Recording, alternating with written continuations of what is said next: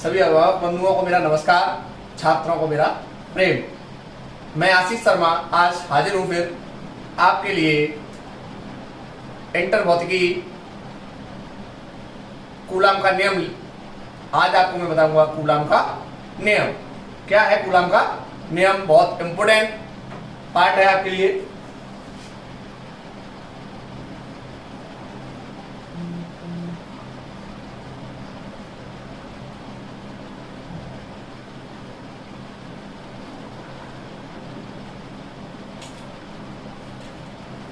Coulomb के नियम अनुसार क्या कहा है कि इस नियम के अनुसार किन्हीं दो स्थिर विद्युत आवेशों के मध्य लगने वाला आकर्षण या प्रतिकर्षण बल उन आवेशों के गुणनफल के अनुक्रमानुपाती तथा बीच की दूरी के वर्ग के व्यतक्रमानुपाती होता है। यह बल दोनों आवेशों के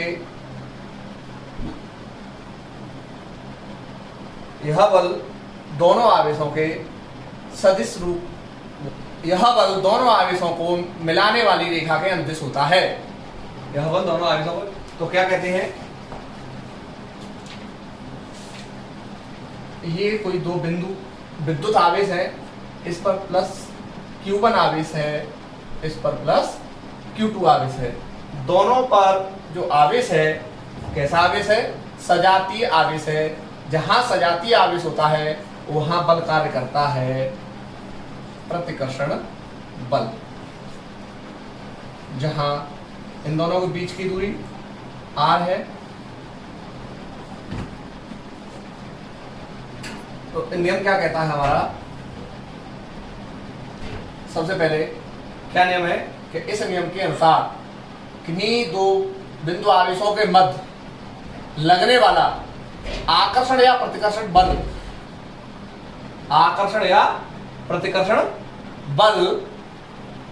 आवेशों के गुणनफल के अनुक्रमानुपाती होता है।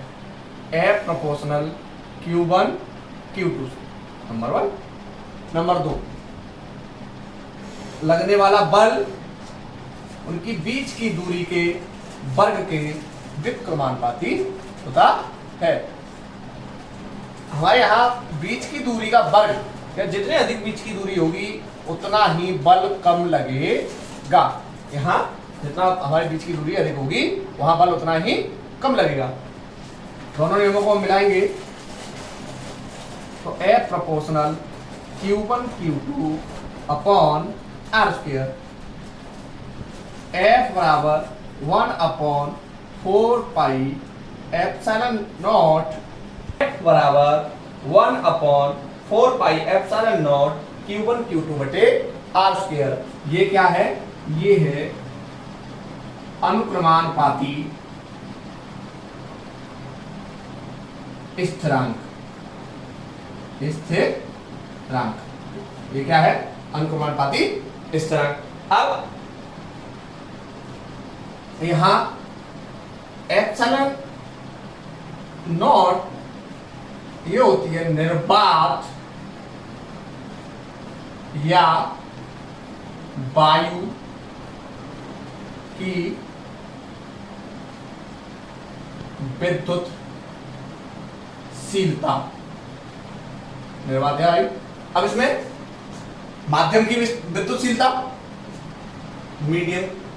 अगर हमारे पास कोई दो चीज है, ये है और ये है, इन दोनों को और आवेश दोनों बिंदु आवेश हैं, इनके चिपकाए जाए तो इनके मध्य में क्या है, वायु है।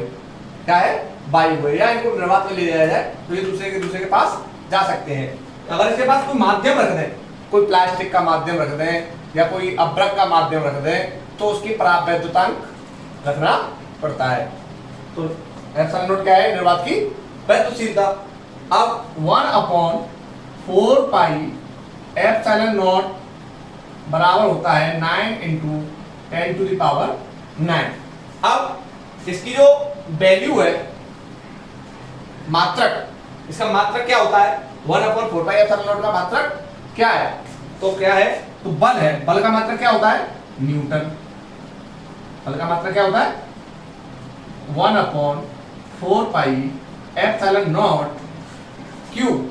आवेश, आवेश का मात्रक क्या होता है कूलाम इनटू कूलाम, दूरी किसमें आती है मीटर में, तो मीटर का स्क्वायर, तो क्या हो गया न्यूटन इनटू मीटर स्क्वायर बटे कूलाम स्क्वायर।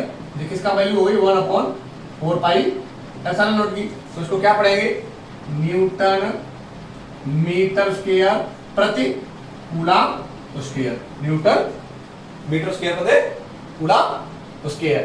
अब बात आती है कि वैल्यू क्या होती है एप्सिलॉन नॉट की, तो एप्सिलॉन नॉट की जो वैल्यू होती है, value of epsilon naught is equal to 8.85 into 10⁻⁻12। अब इसका मात्रक, मात्रक क्या होता है, मात्रक हो गया कूलाम, इसका कूलाम स्क्वायर प्रति न्यूटन मीटर स्क्वायर। कैसे आया, कैसे आया देखो,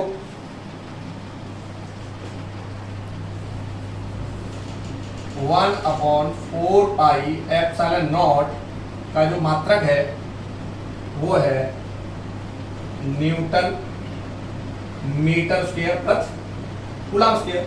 हमें मात्रक किसका चाहिए एप्सिलॉन नॉट का, तो एप्सिलॉन नॉट का मात्रक 1/4π ये इसके, तो ये हो जाएगा coulomb square Newton, coulomb square प्रति न्यूटन मीटर स्क्वायर। 1/4π क्या है यहाँ कांस्टेंट है, तो इससे हमें कोई लेना देना नहीं है। तो हमारा मात्रक क्या होगा इसका कूलाम स्क्वायर प्रति न्यूटन मीटर स्क्वायर। इसका विमीय सूत्र क्या होता है एप्सिलॉन नॉट का विमीय सूत्र 1 नंबर में आता है, 1 नंबर में पूछ लिया जाता है बोर्ड परीक्षाओं में। तो एप्सिलॉन नॉट का विमीय सूत्र क्या है कूलाम। अब आवेश, आवेश का मैंने तो बताया Q बराबर होता है IT, Q बराबर IT। I क्या है धारा, धारा की विमा होती है A और T की विमा होती है समय की T, तो ये हो गया AT। तो ऊपर तो हो गया कूलाम स्क्वायर, तो AT का स्क्वायर, नीचे क्या है न्यूटन, न्यूटन किसकी विमा है बल की, बल की विमा क्या होती है F बराबर ma, m क्या है द्रव्यमान और a क्या है त्वरण LT-2, तो ये हो गया mLT-2, तो mLT-2 ये क्या है मीटर स्क्वायर, मीटर क्या है लंबाई, तो l स्क्वायर, तो ऊपर हो गया a square t square m l की पावर 3 और t की पावर -2 ऊपर लेके जाएंगे, तो m की पावर -1 हो गया। अब m के बाद आता है l, l की पावर -3, अब t की पावर -2 नीचे है, ऊपर प्लस की 2 -2 को ऊपर ले जाएंगे तो किसकी हो जाएगी प्लस की 2, तो 2 और 2 तो t की power 4, m inverse l -3 t की पावर 4, बचा क्या a स्क्वायर, ये इसका विमीय सूत्र हो गया। तो ये 1 नंबर में पूछा जाता है। अब ये बात आ गई, यहाँ हमने ये चीज बता दी कि ये निर्वात की वैद्युशीलता हो गई। अब निर्वात की वैद्युशीलता हो गई, अब क्या रहेगी किसकी माध्यम की। अब माध्यम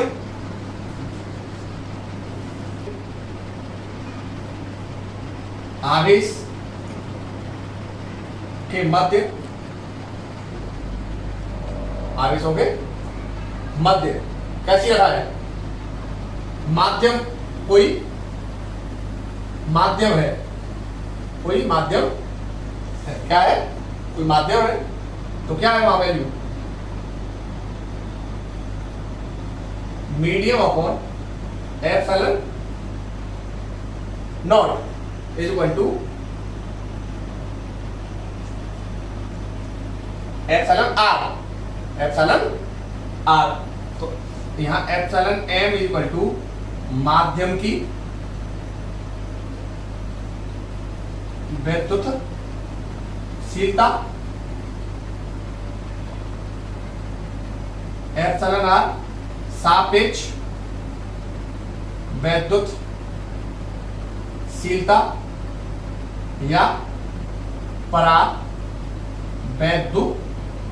भी कहते हैं इसे। क्या कहते हैं? परावैद्युतांक। और एप्सिलॉन 0 निर्वात की वैद्युतशीलता है।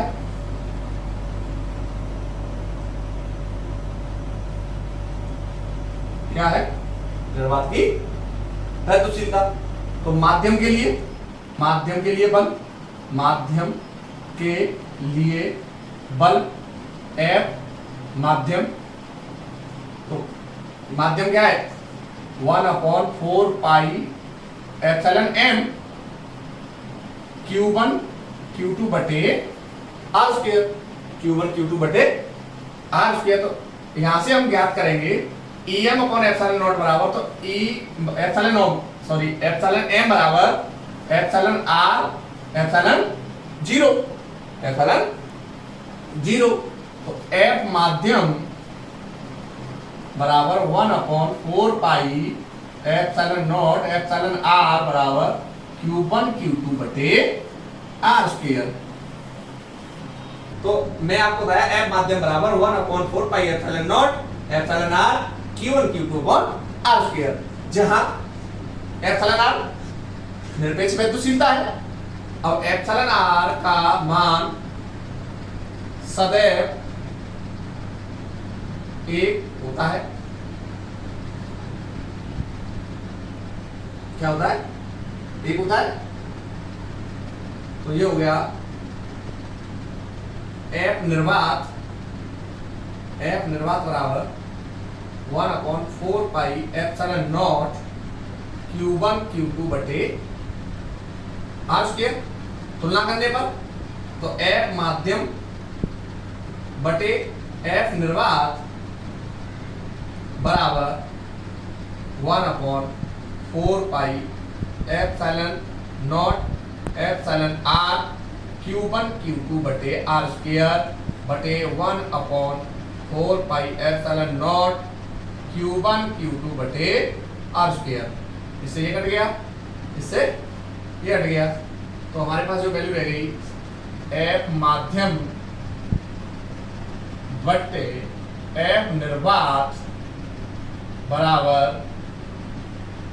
1/एप्सिलॉन R, या F निर्वात बटे F माध्यम बराबर एप्सिलॉन। ये आपका हो गया कूलॉम का नियम।